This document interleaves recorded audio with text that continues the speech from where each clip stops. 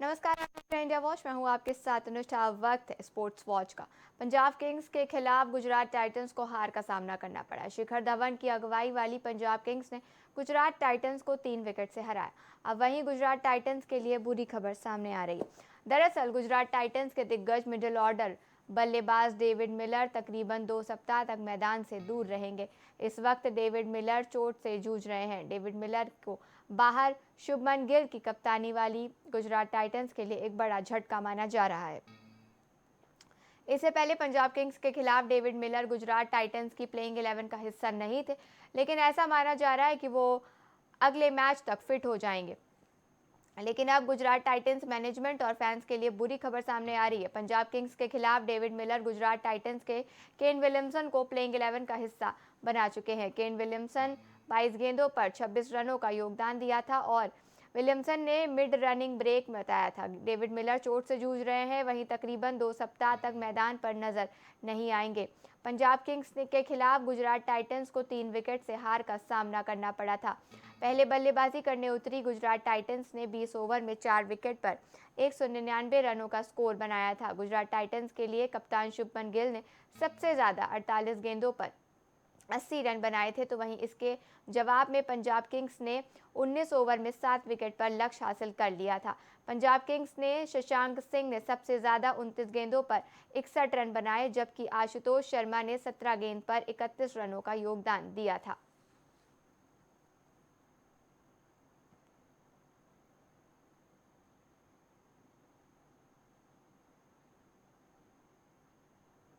Delhi Capitals के खिलाफ Chennai super Kings को इस आईपीएल की पहली हार का सामना करना पड़ा है। दिल्ली चेन्नई को 199 रनों का लक्ष्य मिला था और इसके साथ ही जवाब में चेन्नई ने 171 रन बना सकी। हालांकि चेन्नई ये मैच हार गई थी, लेकिन 8वें नंबर पर बैटिंग करने आए महेंद्र सिंह धोनी ने 37 रनों की तूफानी पारी से फैंस का दिल जीत लिया था। इस दौरान उन्होंने 4 चौके और 3 छक्के भी जड़ दिए थे।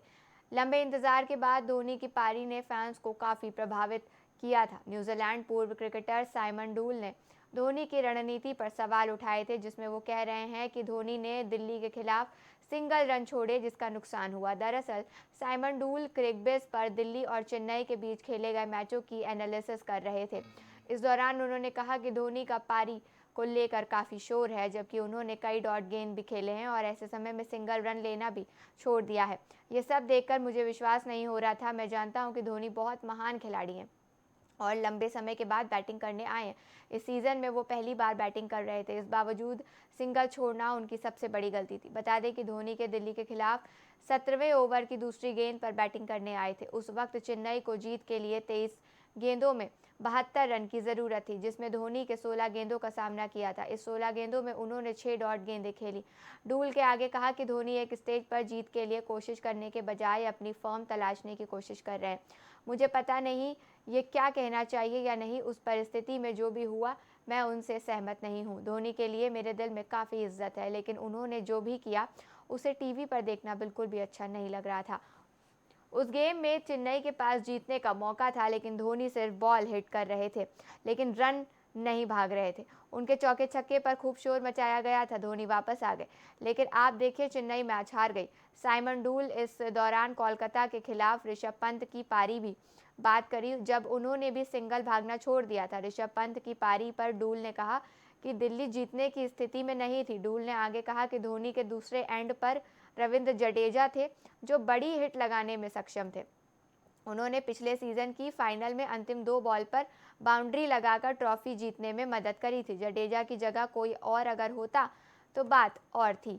बता दें कि जडेजा ने इस मैच में 14वें बैटिंग करने आए थे, तब चेन्नई में 90 रनों की ज़रूरत थी। उन्होंने 17 गेंद में 31 रन बनाए और 2 चौके भी शामिल किए। वहीं दूसरी ओर मैच के बाद धोनी को पैर में आइस पैक भी बांधते हुए देखा गया।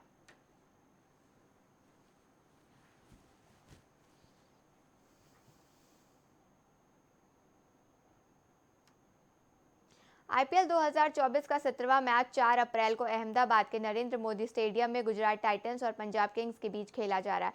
पंजाब किंग्स के कप्तान शिखर धवन ने टॉस जीतकर पहले गेंदबाजी करने का निर्णय लिया।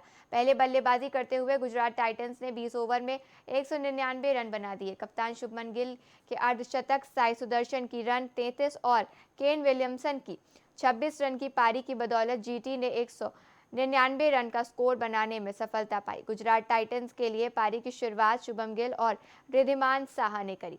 साहा शुरुआत से ही मुश्किलों में नजर आए और वो 13 गेंद में केवल 11 रन बनाकर पवेलियन लौट गए। केन विलियमसन ने लंबे अरसे बाद आईपीएल का कोई मैच खेला, जिन्होंने 22 गेंद में 26 रन की पारी खेली।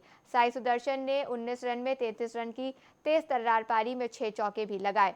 विजय शंकर की बात खराब फॉर्म लगातार जारी रही, उन्होंने केवल 8 रन का योगदान दिया। कप्तान शुभमन गिल ने अपनी पारी में 6 चौके और 4 छक्के लगाते हुए पंजाब के गेंदबाजों की जमकर कुटाई करी। एक छोर से लगातार क्रिकेट गिर रहे थे और दूसरे गिल से 48 गेंद पर 79 रन कप्तान पारी खेल रहे थे। गुजरात को बड़े स्कोर तक पहुंचाया। वहीं अंतिम ओवर में राहुल तेवतिया के भी 8 गेंद में 23 रन की तूफानी पारी खेली। 15वें ओवर समाप्त होने के बाद गुजरात टाइटंस का स्कोर 6 विकेट पर 134 रन का था। इसके बाद खासतौर पर शुभमन गिल ने आक्रामक रूप अपनाते हुए चौके और छक्कों की बारिश करी। गुजरात के बल्लेबाज ने हर्षल पटेल के ओवर में 12 और कसिगो रबाडा के ओवर में 13 रन बटोरे। वहीं 19वें ओवर में हर्षल पटेल एक बार फिर अपनी गेंदबाजी पर नियंत्रण नहीं रख पाए, क्योंकि उन्होंने इसमें 20 रन लुटाए। आखिरी ओवर में अर्शदीप सिंह ने 13 रन दिए। इसी के साथ ही गुजरात की पारी 199 रन पर समाप्त हो गई।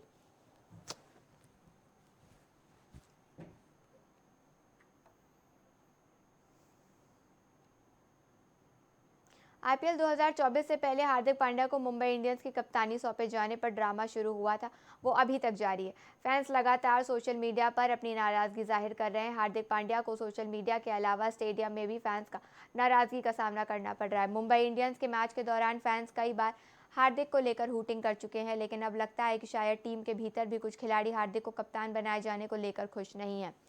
कई क्रिकेटर्स भी इस मुद्दे पर अपनी राय दे चुके हैं। अब मशहूर क्रिकेटर कमेंटेटर हर्षा ने भी हार्दिक को लेकर अपना ओपिनियन दिया है। आईपीएल 2024 की नीलामी से पहले मुंबई इंडियंस ने हार्दिक पांड्या को गुजरात टाइटंस के ट्रेड के जरिए अपनी टीम में शामिल किया था, लेकिन हैरानी तब हुई जब मुंबई इंडियंस की मैनेजमेंट से अचानक हार्दिक को टीम का नया कप्तान बनाने की घोषणा कर दी। इससे फैंस नाराज हो गए, हार्दिक को ट्रोल करना शुरू कर दिया। कई फैंस ने मुंबई इंडियंस को सोशल मीडिया पर अनफॉलो कर दिया। अब इस मामले पर हर्षा ने अपने यूट्यूब चैनल पर दावा किया है कि सूर्य कुमार यादव और जसप्रीत बुमराह जैसे खिलाड़ी भी इस फैसले से खुश नहीं हैं, क्योंकि हार्दिक और रोहित के बाद बुमराह और सूर्या इस टीम के सबसे सीनियर खिलाड़ी हैं। इसके अलावा सूर्या मुंबई के पहले भी कप्तान रह चुके हैं, जबकि बुमराह भारतीय टीम के उप कप्तान हैं। साथ ही उन्होंने भारत के लिए टेस्ट भी कप्तानी की है। हर्षा ने आगे कहा कि गौतम गंभीर ने सूर्या की क्षमता को पहचानते हुए बहुत पहले ही कोलकाता नाइट राइडर्स का उप कप्तान बना दिया था। सूर्या सोच रहे होंगे कि अगर रोहित नहीं तो मैं क्यों नहीं। कुछ इसी तरीके से बुमराह भी सोच रहे होंगे, क्योंकि वो टेस्ट टीम की कप्तानी कर चुके हैं। एक शानदार गेंदबाज हैं, गेम को अच्छा लीड करते हैं और इस वक्त भारतीय टीम से सबसे अहम खिलाड़ी हैं।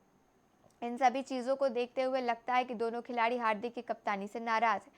बोगले ने मुंबई इंडियंस को सलाह दी है कि इस ड्रामे में शामिल किसी भी व्यक्ति को नहीं ध्यान देना चाहिए। सोशल मीडिया पर क्या कहा जा रहा है, हालांकि ये करना आसान नहीं है, लेकिन मैं ये बात हर युवा खिलाड़ी से कहता हूँ कि ये फैंस के ज़रिए कह रहा हूँ, क्योंकि फैंस इस खेल के आत्मा और दिल है।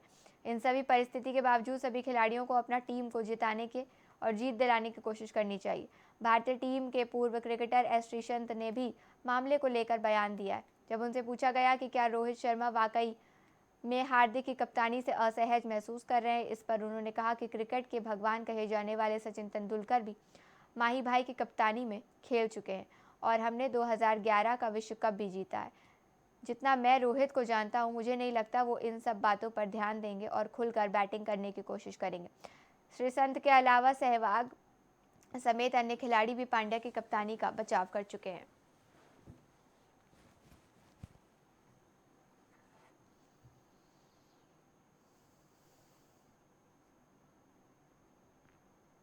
बिग बॉस सीजन 12 में एक स्पेशल एपिसोड शूट किया गया, जिसमें एक टीवी रिपोर्टर घर के अंदर गई और सभी कंटेस्टेंट से बात करने लगी। इस एपिसोड में कुछ ऐसा हुआ जिसे एंटरटेनमेंट वर्ल्ड ही नहीं बल्कि क्रिकेट वर्ल्ड को भी चौंका दिया, क्योंकि कुछ साल पुराने किस्से को लेकर एक अपडेट सामने आ गया।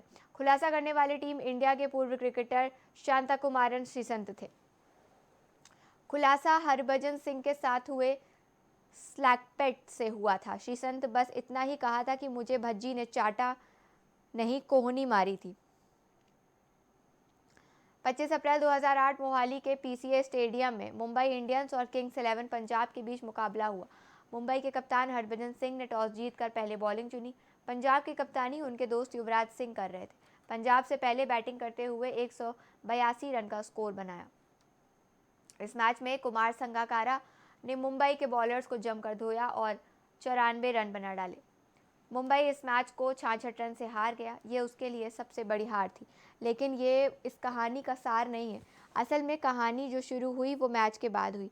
मैच खत्म होने के बाद जब सभी खिलाड़ी वापस आ रहे थे, तब टीवी स्क्रीन पर सारे विजुअल दिख रहे थे, जिसमें खिलाड़ी एक दूसरे से हाथ मिला रहे थे।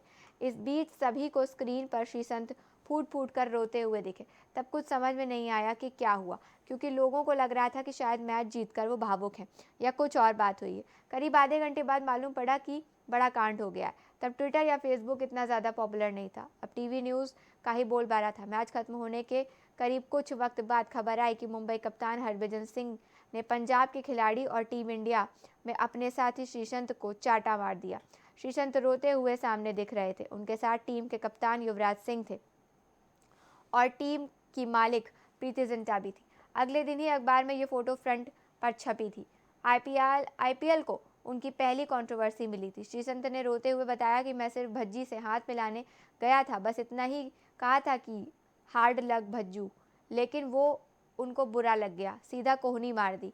पहले श्रीसंत ने कोहनी मारने की जगह चाटा मारना इस्तेमाल किया था, लेकिन बाद में इसके अलग अलग वर्जन सामने आते रहे। इस कथित चाटा कांड के तुरंत बाद युवराज सिंह भी तमतमाए हुए नजर आए। वो हरभजन सिंह के पक्के दोस्त थे, लेकिन वो उस टीम के कप्तान भी थे जिनके खिलाड़ी को मैदान पर ही चाटा मारा गया था। ऐसे में वो भी बोल पड़े कि ये सब क्रिकेट नहीं है, क्रिकेट ऐसे नहीं होता है। दूसरी तरफ हरभजन सिंह ने इस मामले पर एकदम चुप्पी साध ली थी। बस इस मसले पर उनकी ओर से ये बात मालूम चली थी कि उन्होंने तुरंत बाद जाकर श्रीसंत से ड्रेसिंग रूम में लंबी बात की थी और माफ़ी भी मांगी थी। लेकिन ये सिर्फ उस बवाल की शुरुआत थी, और क्योंकि कहानी बहुत आगे तक जानी थी और आ भी गई। स्लैपगेट का दूसरा हिस्सा इस मामले के लिए एक्शन को लेकर था।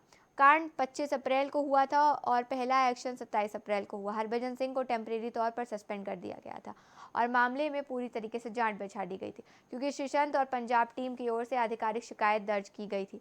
जांच जब रेफरी के पास पहुंची तब पूरी फुटेज निकाली गई, क्योंकि उसके पहले तक सबको लगा था कि शायद चाटा जोर से नहीं था। कमाल ये था कि मैच रेफरी दिग्गज क्रिकेटर फारूक इंजीनियर थे, और तब उनसे एक इंटरव्यू में निकल गया कि इतना तगड़ा हाथ कौन उठाता है। इससे सबको ये लगने लगा कि भाई भज्जी ने चाटा मारा है। हरभजन सिंह पर बाद में पूरे आईपीएल के लिए बैन लग गया। बीसीसीआई की जांच रिपोर्ट आई तो उन पर आईपीएल के बाद 5 वनडे मैच का बैन भी लगा। शायद साल 2008 हरभजन के लिए कुछ अच्छा नहीं था, क्योंकि साल की शुरुआत में वो ऑस्ट्रेलिया में हुए मंकी गेट में फंसे थे और अप्रैल में ये स्लैप गेट आ गया था। हरभजन सिंह के बाद कई बार माफ़ी मांगी। श्रीसंत और भज्जी दोनों ही ना जाने कितने ही टीवी शो में, कमेंट्री शो में, बाकी जगह साथ दिखे, लेकिन यह मसला हमेशा के लिए इतिहास में दर्ज हो गया। श्रीसंत शायद इस विवाद के बाद कभी उभर नहीं पाए। इसके साथ ही उनके जाने कितने विवाद जुड़े और करियर ढलान पर जाता गया।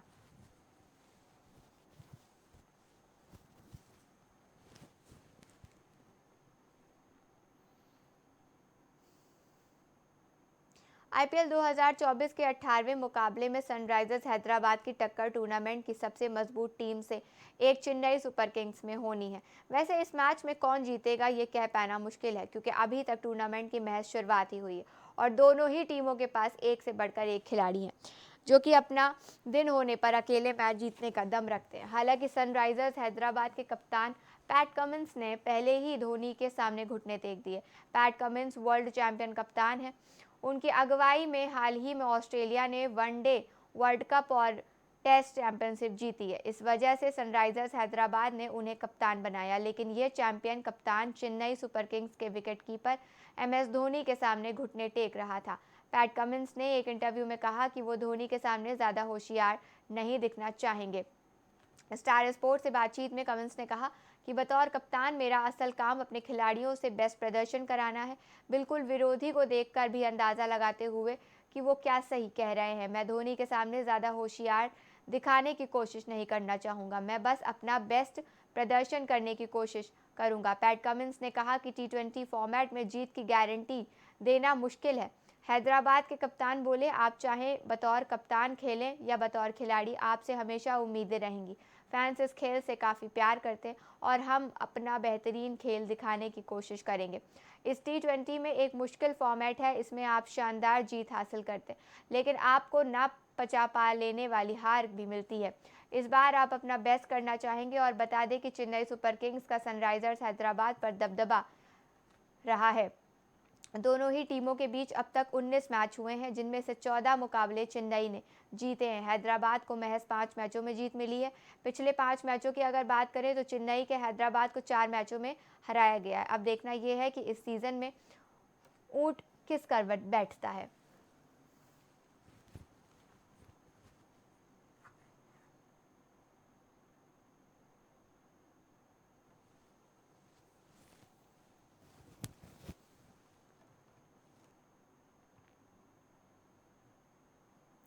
खेल मंत्री अनुराग ठाकुर का तीखा बयान, भारत और पाकिस्तान के बीच कोई आखिरी सीरीज साल 2006 में खेली गई थी। इसके बाद पाकिस्तान क्रिकेट बोर्ड लगातार भारतीय टीम की मेज़बानी करने की कोशिश करता रहा, लेकिन इसके प्रयास अब तक सफल रहे हैं। अब भारत सरकार में केंद्रीय खेल मंत्री अनुराग ठाकुर पाकिस्तान क्रिकेट बोर्ड को 2 टूक सुना दी है, क्योंकि 2025 में आईसीसी चैंपियन ट्रॉफी 19वें संस्करण पाकिस्तान में होने वाला है। ऐसे में ठाकुर से पूछा गया कि क्या भारतीय टीम चैंपियंस ट्रॉफी के लिए पाकिस्तान जाएगी। अनुराग ठाकुर ने जवाब देते हुए कहा कि ये फैसला बीसीसीआई के हाथों में है, लेकिन इसके अलावा उन्होंने आतंकवाद का जिक्र कर पीसीबी को खरी खोटी सुना दी।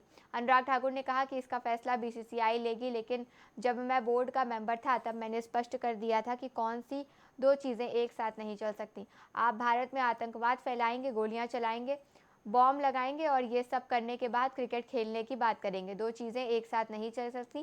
पहले गोलियां चलाना बंद करिए, बॉम्ब फोड़ना बंद करिए, आतंकवाद को रोकिए, इसके बाद मैदान में चहल पहल देखी जा सकेगी। जब तक आतंकी गतिविधियां चलती रहेंगी तब तक भारतीय टीम को क्रिकेट खेलने पाकिस्तान नहीं जाना चाहिए। मैं जब बीसीसीआई में था मैंने तब कहा था कि अब भी बोर्ड इसी पॉलिसी को आगे बढ़ाना जारी रखता है। बता दें कि पिछले साल एशिया कप में मेज़बानी पाकिस्तान और श्रीलंका ने करी थी। हालांकि पहले केवल पाकिस्तान एशिया कप की मेज़बानी करने वाला था, लेकिन भारतीय टीम वहां जाने को तैयार नहीं थी। परिणाम स्वरूप श्रीलंका को टूर्नामेंट का को होस्ट बनाया गया, लेकिन भारतीय टीम ने अपने सभी मैच श्रीलंका में खेले थे।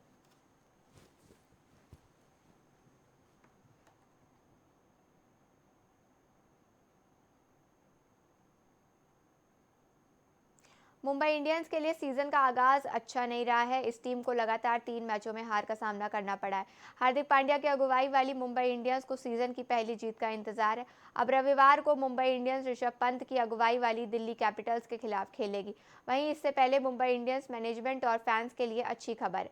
दरअसल सूर्यकुमार यादव की चोट के बाद मुंबई इंडियंस टीम के साथ जुड़ गए हैं। पिछले दिनों बैंगलोर स्थित नेशनल क्रिकेट एकेडमी से सूर्यकुमार यादव को क्लियरेंस मिला था। मुंबई इंडियंस ने अपने आधिकारिक सोशल मीडिया अकाउंट से मजेदार वीडियो शेयर किया था। इस वीडियो में सूर्यकुमार यादव को अक्षय कुमार के रूप में दिखाया गया था। वहीं सूर्यकुमार यादव को फैंस वीडियो में अक्षय कुमार यादव कहते हैं नजर आ रहे हैं। इस वीडियो में कैप्शन लिखा है, तू समझा नहीं, तू समझा नहीं। बहरहाल सोशल मीडिया मुंबई इंडियंस को पोस्ट तेजी से वायरल हो रहा है और इसके अलावा सोशल मीडिया यूजर्स लगातार कमेंट्स करके अपनी बात भी रख रहे हैं। आपको बताते चले कि सूर्यकुमार यादव दिल्ली के कैपिटल्स के खिलाफ मैदान पर वापसी करेंगे। मुंबई इंडियंस और दिल्ली कैपिटल्स के बीच मुकाबला 7 मार्च को वानखेड़े स्टेडियम में खेला जाएगा। फिलहाल मुंबई इंडियंस पॉइंट्स टेबल में सबसे निचले पायदान पर है, जबकि दिल्ली कैपिटल्स 9वें नंबर पर काबिज है। अब तक मुंबई इंडियंस को लगातार 3 मैचों में शिकस्त मिली है। दिल्ली कैपिटल्स को 3 मैचों में हार का सामना करना पड़ा है, लेकिन चेन्नई सुपर किंग्स के खिलाफ जीतने में कामयाब रही है।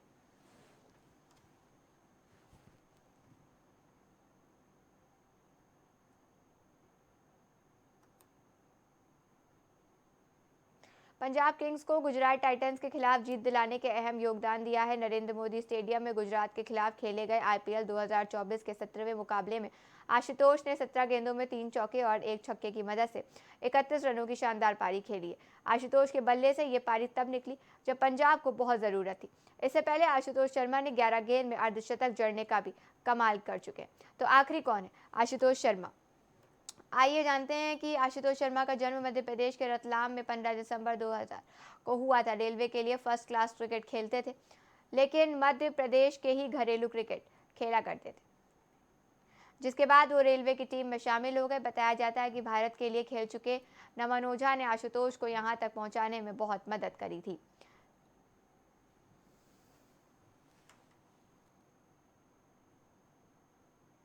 स्पोर्ट्स वॉच में फिलहाल इतना ही। देश और दुनिया की तमाम बड़ी और अहम खबरों के लिए देखते रहिए इंडिया वॉच।